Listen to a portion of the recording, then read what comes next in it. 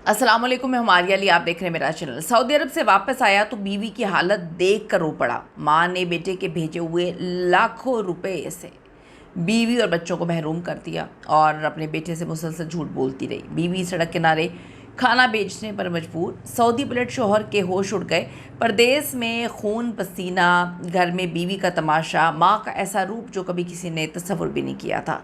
Saudi अरब से वापसी, घर में तबाही के मनाजिर, मुल्क से बाहर मशीन की तरह पैसा कमाने वाले लोगों के लिए ये वीडियो एक आई ओपनर है। ये ज़रूर देखनी चाहिए, क्योंकि बहुत सारे लोग जो पागलों की तरह पैसा कमा रहे होते हैं, मशीन बने होते हैं। लोगों को लगता है यहाँ पर कि उनके जो अपने हैं वो मशीन से पैसे निकालते हैं, लेकिन उनको ये नहीं पता कि एक एक दिन परदेश में सालों जैसा होता है। रिक्वेस्ट है जी, चैनल को सब्सक्राइब करें, हमें आपके सपोर्ट की ज़रूरत है और आपने वीडियो को आखिर तक ज़रूर देखना है। ये कहानी अहमद की है, जो 25 साल की उम्र में एक बड़े खूबसूरत मुस्तकबिल के ख्वाब सजाए जो है वो सऊदी अरब में चला जाता है। घर में उसकी बीवी होती है, 3 बच्चे होते हैं और अपनी बूढ़ी माँ को ये यकीन दिला के जाता है कि मैं दिन रात मेहनत करूँगा, जैसे कि लोग करते हैं। आप इसको रिलेट कर सकते हैं उन लोगों के साथ जो बेचारे गाँव देहात में रहते हैं और कोई सऊदी अरब गल्फ़ में जीसीसी में जाते हैं, कोई गल्फ़ में, कोई ओमान में, कोई कतर में, कोई कुवैत में, कोई सऊदी अरब में, कोई यूएई में जाकर इतनी मेहनत कर रहा है। एक एक कमरों में जो है 25-25 लोग बेचारे रहने पर मजबूर हैं,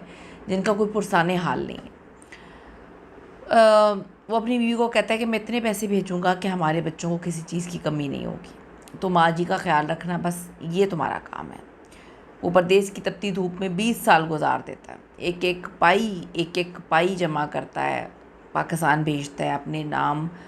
तो कुछ भी नहीं करता, अपनी माँ के नाम भेजता रहता है। फ़ोन पे जब भी माँ से बात होती है वो यही कहती है, बेटा तू फिक्र ना कर, तेरी बीवी और तेरे बच्चे अयाशी कर रहे हैं, ऐश में ज़िंदगी गुजार रहे हैं। तेरा पैसा इनकी तालीम पर, इनकी आसाइशों पर लग रहा है, बस तू अपनी सेहत का ख्याल रख। दूसरी तरफ अपनी बहू को डरा धमका के बिल्कुल चुप करा देती है कि अगर तूने कुछ भी बोला तो तुझे तलाक दिलवा दूँगी। तुझे पता है ना कि तेरा शौहर जो है वो मुझसे बड़ी मोहब्बत करता है, तो मेरी बात टालेगा नहीं। पर्दे के पीछे कहानी तो कुछ और थी। माँ वो तमाम रकम अपनी बेटियों के घर बनाने, अपने ज़ाती मफादात पे खर्च कर रही थी और जो बेटा पागलों की तरह काम कर रहा था, उसकी बीवी कसम पुर्सी में थी, उसके बच्चे कसम पुर्सी में थे। उन बच्चों के पास ना अच्छे कपड़े थे और तालीम की बात तो छोड़ दें, खाने तक की रोटी नहीं थी। एक एक लुक़्मे को तरस रहे थे।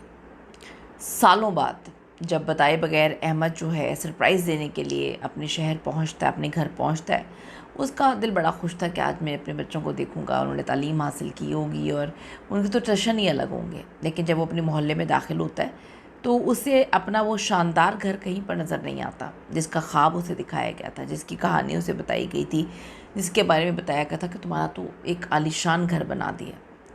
इस घर के लोग तो कब के बंगलों में शिफ्ट हो गए। जब पूछा उसने एक राहगीर से कि ये बताइएगा भाई, ये पता कहाँ का है, मेरी बीवी यहाँ पे रहती है। तो उसने कहा जी आपके यहाँ के लोग तो बंगलों में शिफ्ट हो गए हैं, लेकिन अगर आप इस औरत की बात करें जो सड़क किनारे एक ढाबा चलाती है, तो वो देखें सामने। अहमद की नज़र सड़क किनारे एक मैले कुचैले ढाबे पे पड़ती है, जहाँ एक औरत जो है बहुत ही मुश्किलों से चूल्हे की तपिश में झुलस रही होती। करीब ही उसके जवान बेटे ग्राहकों को पानी पिला रहे होते हैं। तब वो करीब गया तो उसके पैरों तले से ज़मीन निकल गई। उसकी बीवी थी, वो बीवी जिसके बारे में कहानी सुनाई गई थी कि वो तो अयाशी की ज़िंदगी गुजार रही है। वो अपनी बीवी को लरजती हुई आवाज़ से कहता है कि ये सब कुछ क्या है, मैं तो हर माह माँ को लाखों रुपया भेजता था। वो बेचारी रोती, आपकी माँ ने हमें 1 रुपया नहीं दिया और हमें घर से बाहर निकाल दिया और कहा कि तुमने पैसे भेजना बंद कर दिए और तुम वहाँ पे मर खप गए हो। मैंने अपने बच्चों का पेट पालने के लिए लोगों के बर्तन धोए और अब ये ढाबा चला रही हूँ। वो बेचारा गुस्से से पागल हो जाता है। अपने भाई घर पहुँचता है जहाँ उसकी माँ और बहनें आराम से अयाशी की ज़िंदगी गुजार रही होती हैं। रोते हुए माँ को कहता है आप ऐसा कैसे कर सकती हैं, मैंने तो आप पे भरोसा किया था, आपने मेरी बीवी बच्चों की ज़िंदगी जहन्नुम बना दी। बड़ी बेहिसी से कहती है बेटा वो तो तेरे लायक थी नहीं, मैंने तो अपनी बेटियों का घर बसाया, आखिर वो भी तो तेरा ही खून है, तेरी बहनें हैं, खून तो मेरे बच्चे भी हैं, लेकिन वो आपकी नफ़रत के भेंट चढ़ गए और मैं सालों कमाता रहा, मेरे घर को आपने तबाह बर्बाद कर दिया।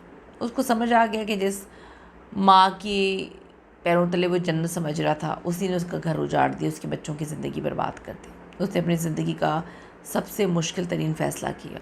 मेरा जितना भी हिस्सा इस जायदाद में है वो सब मैं अपने बहन भाइयों के नाम करता हूँ। मुझे अब इस घर में नहीं रहना जहाँ मेरे साथ ये सलूक किया गया।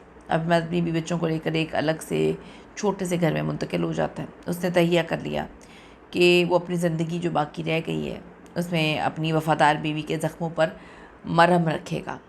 देखिए, रिस्क कमाना, लेकिन किसी पे यकीन करना अंधों की तरह, बहुत सारे लोग रिलेट कर सकते हैं। इतने मुल्कों में बैठे हुए हैं और जो उनको कहानी परदेश में रहते हुए सुना दी जाती है वो यकीन कर लेते हैं। वो नहीं समझते कि कौन आपका सगा है, कौन आपका सगा नहीं है। फिर लोग कहते हैं कि माँ बाप तो ऐसे नहीं कर सकते। कोई भी कुछ भी कभी भी कैसे कर सकता है। पैसे में इतनी ताकत है कि जब पैसा बोलता है तो नीयतें बदलती हैं। आप इस कहानी को रिलेट करिएगा, बताइएगा कि क्या आपके जानने वाले किसी भी ऐसे इंसान के साथ ये हुआ। ज़रूर शेयर करें उन्होंने क्या किया। See you in the next video लाने के बाद।